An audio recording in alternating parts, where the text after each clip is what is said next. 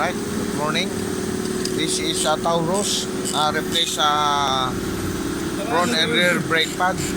And this is special tools to return the piston. Please, Hamsik, how to return, move it. How to return the piston at the original position, like this. Yeah, the technician is yes, tight. Yeah, Mr. Bim Khatri from Nepali, right, Kathmandu. Say hi.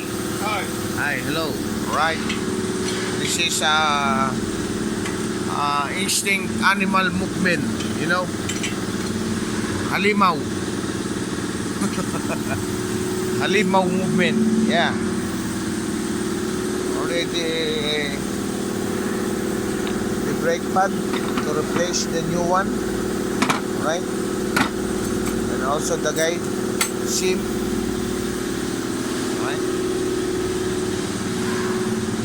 Taurus SEL,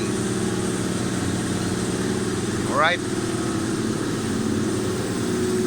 2000 and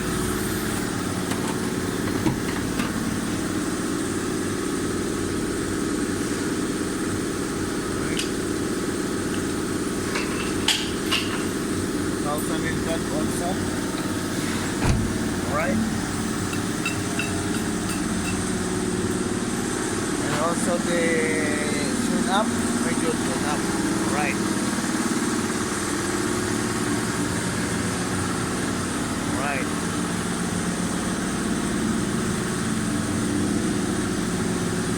already done this one, yeah, already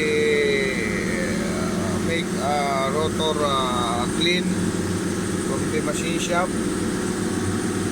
So the piston is already back to original position to fix a new brake pads.